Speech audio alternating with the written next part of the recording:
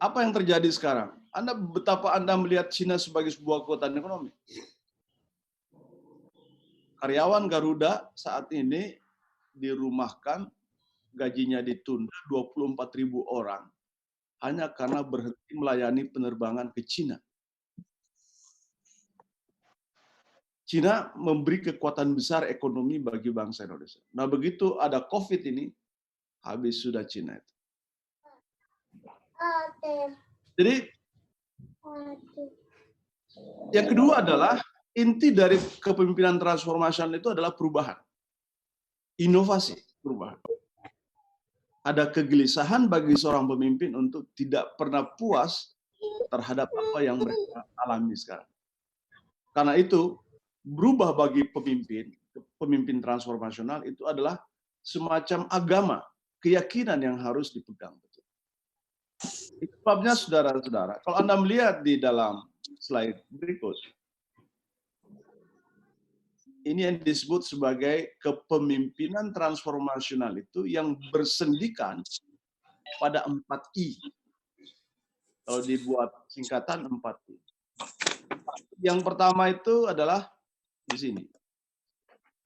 Intellectual stimulation.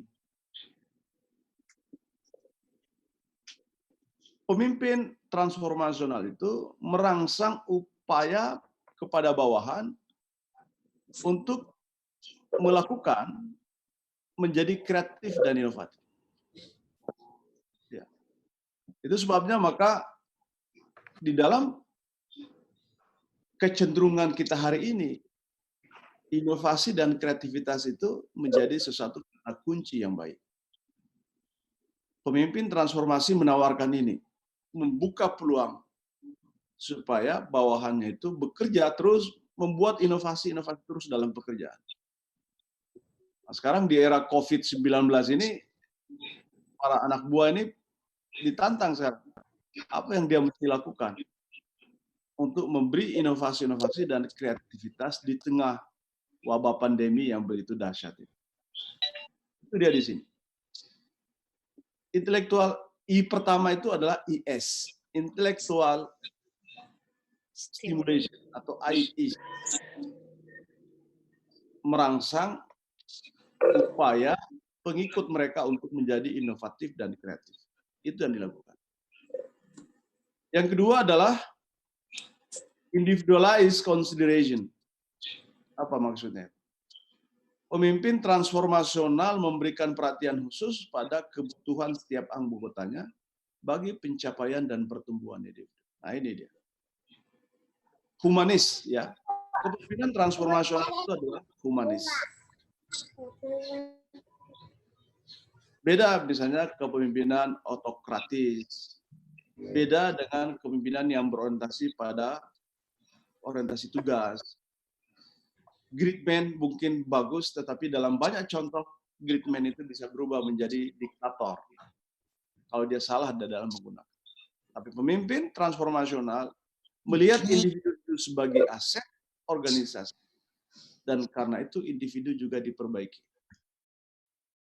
Lagi-lagi saya mau contohkan Singapura. Kenapa Singapura Lee Kuan Yew itu menjadi Perdana Menteri yang mungkin selama Soeharto berkuasa? Karena rakyat Singapura mencintai Perdana Menteri. Kenapa? Ketika Lee Kuan Yew membangun negaranya, dan ketika negara-negara itu menjadi kaya, BUMN-nya menjadi kaya, maka dibagikanlah saham-saham itu, perusahaan itu, kepada rakyat. Jadi setiap rakyat, apapun pekerjaannya, dia memiliki saham untuk bisa mendapat bagian dari kesejahteraan dari perusahaan-perusahaan. Itu sebabnya income per kapita terbesar sekarang di Asia Tenggara itu dimiliki oleh Singapura. Singapura adalah negara yang paling kaya sekarang di Asia Tenggara. Karena itu luar biasa. Yang kedua, pertumbuhan ekonominya dia inklusi. Inklusi itu merata. Kalau eksklusif, lawannya eksklusif. Eksklusif itu pertumbuhan ekonomi hanya terjadi pada orang-orang tertentu. Seperti di Indonesia, indeks apa yang disebut sebagai apa itu namanya? Indeks Gini rasio. Jelas itu perbandingan antara kekayaan orang kaya. Orang kaya di Indonesia itu hanya 2% menguasai 80% ekonomi Indonesia. Bayangkan itu. 2% penduduk Indonesia, tapi menguasai 80% ekonomi. Itulah konglomerasi yang merajalela di Indonesia. Nah, di Singapura, hampir seluruh usaha-usaha itu dikelola oleh negara. Dan negara memberikan saham dan kesejahteraan pada penduduk. Kita di Indonesia baru berebutan bantuan tunai langsung. Berebutan sembako, itu juga sudah habis-habisan, mati-matian, sikut-sikutan. Jadi kalau Singapura, apakah dia miskin? Tidak ada urusan sekarang. Urusan lapar apa, karena dia punya saham, dia punya tabungan yang banyak. Dan itu diberikan oleh pemerintah. Kita bermimpi juga seperti itu. Inilah yang disebut sebagai individualized consideration. Yang ketiga, ini yang banyak didiskusikan. Pemimpin transformasional itu berperilaku yang mencerminkan sebagai panutan bagi pengikut mereka. Yang dalam bahasa lama disebut idealized influence, ini adalah para pemimpin-pemimpin transformasional itu memiliki karisma. Kalau sekarang bahasanya memiliki pesona, bukan tebar pesona. Tapi tebar pesona juga sekali-sekali perlu. Tapi maksudnya pesona itu bukan pesona yang diciptakan, bukan direkayasa. Tapi pesona itu terjadi dari pengikut-pengikutnya yang sangat mengagumi, yang sangat menghargai pemimpinnya, karena pemimpin itu memiliki perilaku-perilaku moral yang baik, yang bisa dicontoh, nggak pernah bohong, tidak pabote, tidak tuperu. Nah, itu yang disebut harisma. Itu sebabnya maka orang mengatakan, apakah konsep kepemimpinan transformasi ini menggali kembali cerita lama? Bahwa pemimpin-pemimpin itu yang sukses adalah yang memiliki kemampuan, the great man theory. Kalau Anda baca di tulisan saya nanti di bab 3, apakah Hitler itu seorang yang harisma atau tidak? Harisma, Hitler satu sisi dia punya pesona. Tapi pesona yang disalahgunakan untuk kepentingan yang tidak baik, itu bukan pesona namanya. Yang disebut pesona adalah kalau seluruh atribut-atribut yang melekat pada diri kita, kemampuan-kemampuan yang kita miliki, itu digunakan untuk sebuah kepentingan yang baik. Bahwa pemimpin jangan karena ada kepercayaan dari bawahan, lalu dia menyalahgunakan. Itu yang terjadi pada Hitler. Tapi Hitler membangun pesona itu dengan cara paksa, itu juga tidak. Itu berbeda dengan yang kita sebut sebagai harisma. Harisma itu kemampuan leadership itu dibangun dari kemampuan sendiri, dari kepercayaan. Dan ini berarti bahwa yang kita diskusikan minggu lalu, bahwa aspek moralitas dari pemimpin itu tetap penting. Menjadi dicontoh, menjadi digugu bagi seorang pemimpin itu penting. Jangan lupa.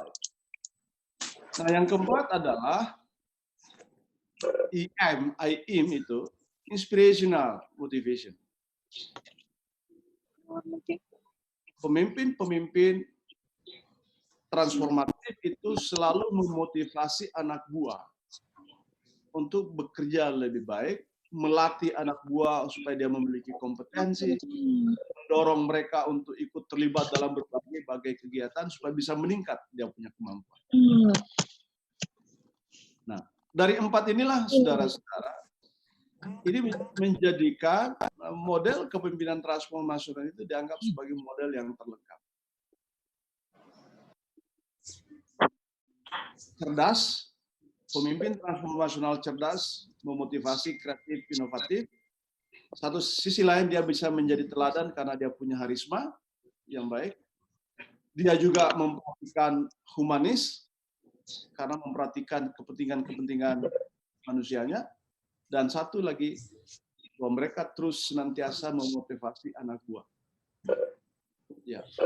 Bukan mendahulukan hukuman. Kalau di dalam teori yang kita diskusikan bab 1, bahwa cara tradisional untuk memotivasi orang itu adalah mengiming-imingi dia atau memberi hukuman kepada dia. Hukuman itu dianggap sebagai sebuah cara alat motivasi. Tapi dalam model transformasi kepemimpinan transnasional, hukuman itu bukanlah sesuatu. Di kami sekarang ini, yang ASN sudah mulai diancam-ancam. Kalau mudik nanti akan dihukum dengan hukuman disiplin ringan, sedang, atau berat. Nah ini, negara ini sedang membuat satu cara pendekatan yang bukan transformasional. Ini gaya lama ini.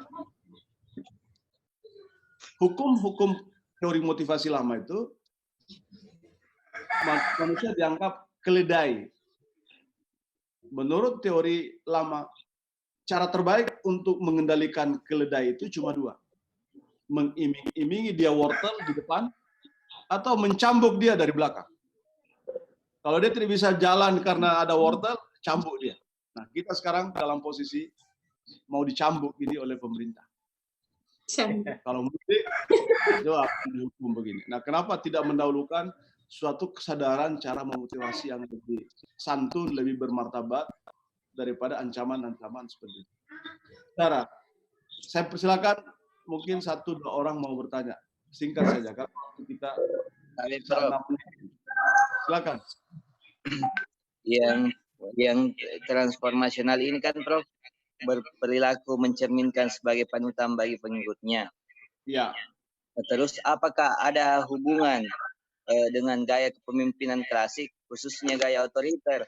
Karena ketika transformasional itu berlaku pada diri seseorang, itu biasanya visinya itu harus terwujud, dan dengan mewujudkan visi tersebut biasanya itu harus menggunakan cara-cara yang otoriter, seperti tadi beberapa contoh yang Prof sebutkan, kayak seperti Kuan Yu, dengan juga satu contoh, Prof, pimpinan yang transformasional di Indonesia itu mantan Gubernur Jakarta, Ahok.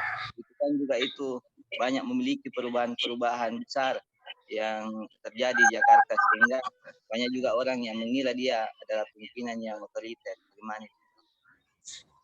Ya, otoriter dan transformasional itu 2 hal berbeda. Karena kalau otoriter itu tadi memotivasi dia dengan ancaman, maki-maki gitu kan. Kalau transformasi menggunakan pendekatan-pendekatan motivasi. Entah itu menggunakan, kalau Anda kita diskusi di bab 1 kemarin, di teori motivasi Abraham Maslow misalnya, dia menggunakan grade-grade seperti itu. Di situ tidak ada ancaman hukuman di situ. Ya. Itu lebih pada masalah-masalah tipe perilaku, saya kira. Itu adalah sebuah tipe yang apa istilahnya itu? Bahasanya apa? Temperamental. Bahkan saya menduga di rumahnya pun, istrinya pun juga sering dimaki-maki, makanya dia cerai.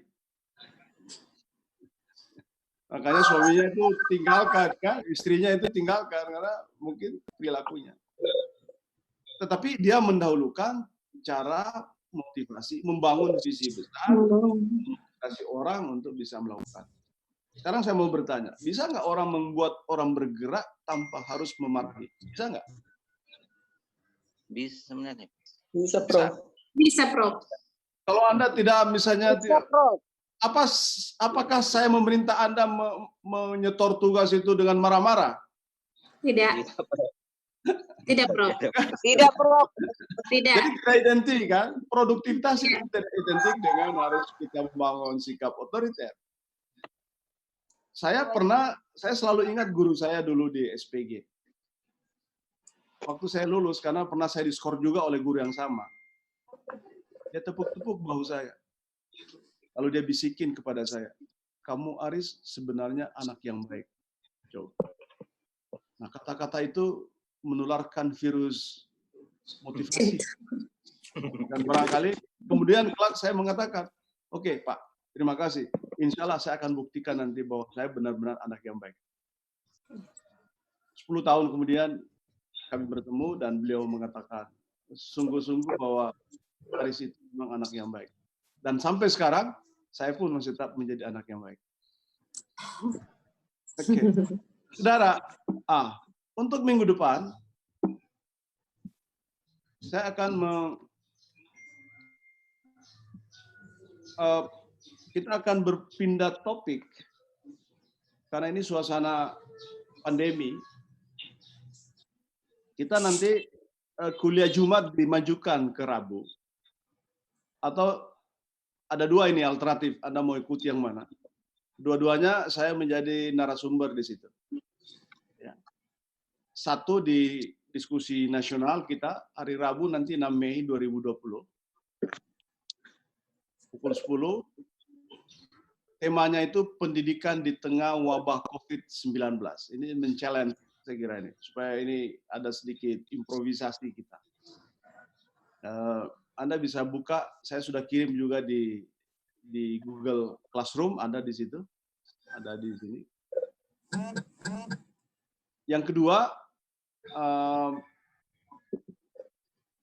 kami ada kerjasama dengan Ilham itu, Tribun,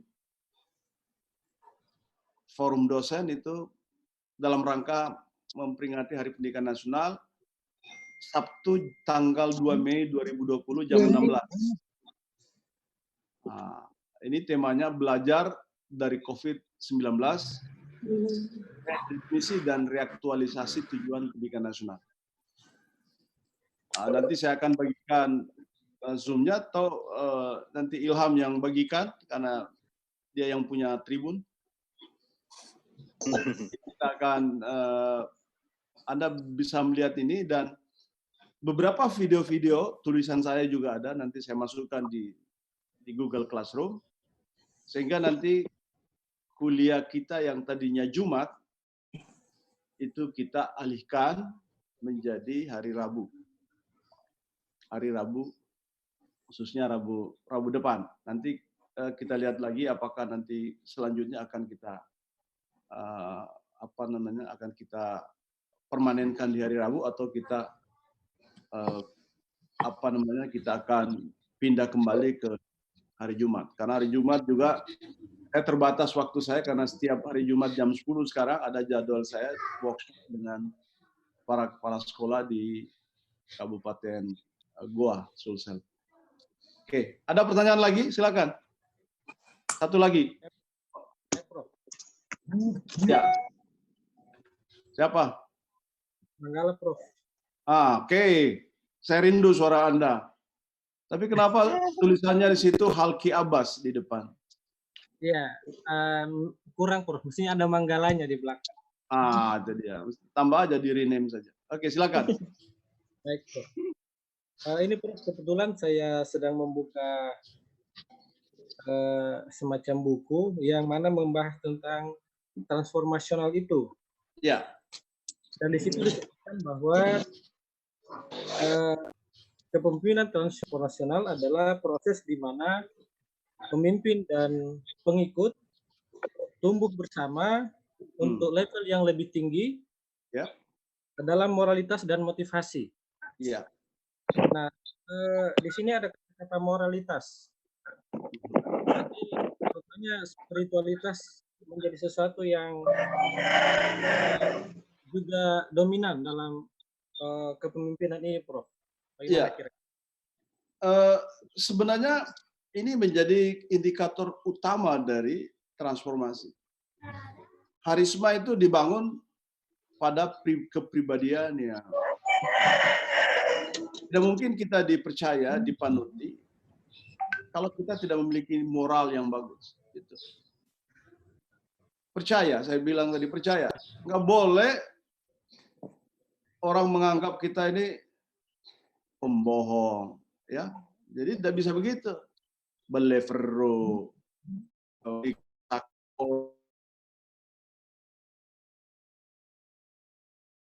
Dalam agama, semua agama ada. Jadi ciri pribadi moral itu harus dibawa. Itulah makanya saya bilang tadi kemarin, mungkin ini nanti kita akan masuk nanti satu tahapan berikut yang kita sebut tadi. Mengapa disebut sebagai kepemimpinan yang tertinggi itu adalah kepemimpinan spiritualitas. Karena kalau kita sudah menguasai itu semua.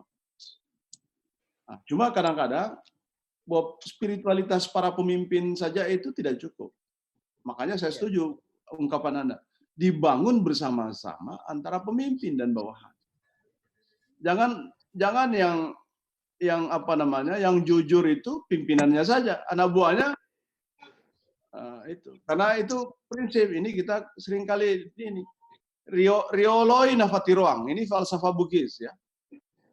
Di depan dia menjadi panutan. Ritengai nafak raga-raga. Ini prinsip Ki Hajar. Tengah dia menjadi motivator. Rimun riwi napampiri. Nah, di belakang dia menjadi pendorong. Tapi jangan disalah tafsirkan. Menjadi rimun riwi nafasiliang. Di belakang dia lari. Dia sembunyi. Dia bilang, dulu sama kok. Nah, nanti saya menyusul, ternyata itu kerja di belakang. Nah, itu dibilang rimun riwi nafasiliang. Nah, kalau seperti ini atau di depan riolo ina lamaneng, lamaneng ini diambil semua, itu namanya serakah. Bukan nafati ruang, bukan dia menjadi pemandu. Itu dia. Jadi saya setuju pemimpin dan bawahan itu tumbuh bersama dengan moral yang bagus. Apalagi sekarang saudara-saudara, moralitas menjadi sesuatu yang penting sekali. Ya, apa namanya, menjadi pemimpin itu kalau Anda mau dipercaya, yaitu bangunlah moralitas. Itu sudah sesuatu yang mahal dalam proses-proses pemimpinan itu. Menjadi teladan, dicontohi, itu. Coba, kenapa para ulama-ulama besar kita, pemimpin-pemimpin besar, para nabi-nabi itu memiliki harisma yang bagus? Nabi Muhammad tidak pernah satu kali pun berbohong dalam hidupnya. Coba. Kalau Profesor Resmunandar mungkin masih pernah bohong-bohong. Tapi bohong-bohong kecil gitu ya. Tapi Nabi Muhammad itu kehebatan dia sebagai nabi, misalnya, karena dia tidak pernah berbohong dalam hidupnya. Dia menjadi teladan. Uswatun hasanah. Kita ini ya masih sering ini, masih suka-suka ini. Itu pun juga sudah baik. Gitu. Bohong-bohong saja masih baik, apalagi kalau tidak bohong. Nah, itulah sebabnya maka saudara, kita mau mencari, ya tadi seperti tadi, banyak orang meninggalkan dunia-dunia kekuasaan dan hijrah ke dunia spiritual.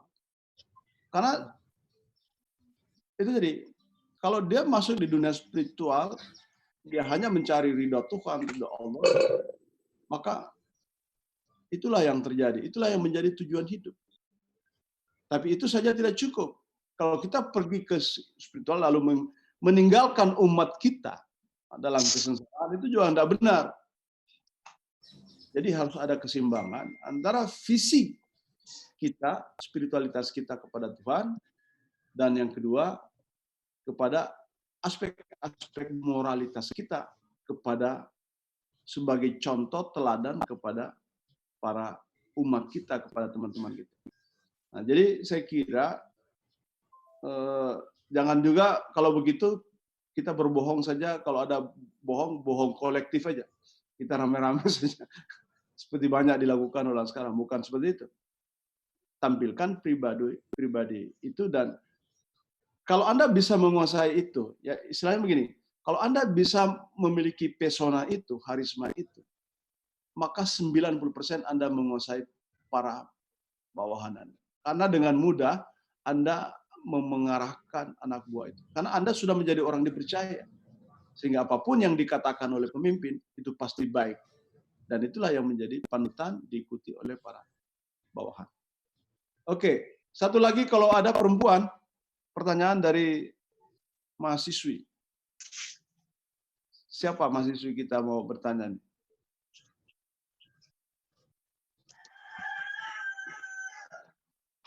Siapa? Saya mau dengarkan suara mahasiswi siapa? Ya, mungkin Prof. Siapa itu? Nurul Hikmah Amir, Prof. Tabe. Iya. Saya udah lihat pakai kerudung kuning.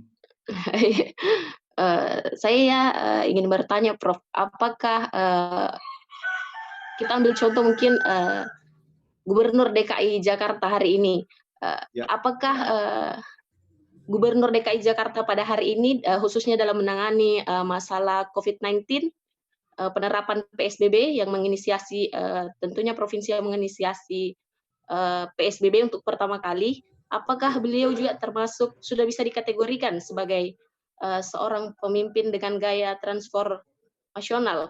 Tabe penjelasan Tak, Prof. Ya, kalau dari sisi pesona, nah itu pasti ya, Anda terpesona ini, banyak orang terpesona sekarang. Tapi hati-hati, pesona fisik dan pesona jiwa itu beda. Ya. Kalau yang kita maksud sebagai harisma tadi, sebagai apa itu namanya, itu pada aspek moralitas, kemampuan dia memiliki moral, panutan, contoh. Dari aspek itu mungkin sebagian, ya kita sudah melihat. Tapi ada satu hal yang paling penting adalah apakah dia mendorong kreativitas dan inovasi. Apakah itu sudah terlihat? Mungkin dalam beberapa hal itu juga sudah bisa ditunjukkan. Tapi kalau menurut saya itu masih berkaitan semua dengan tugas, tanda petik. Tugas dia sebagai gubernur, bukan pemimpin.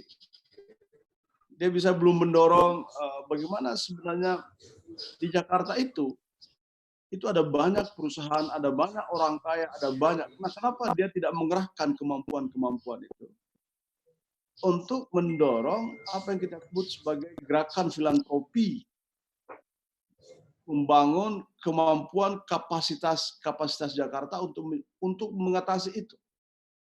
Saya melihat gubernur kerja sendiri di sana. Padahal di sana banyak pengusaha-pengusaha besar yang saya kira mau membantu, hanya karena tidak pernah didatang. Kenapa enggak gubernur mengumpul mereka itu semua?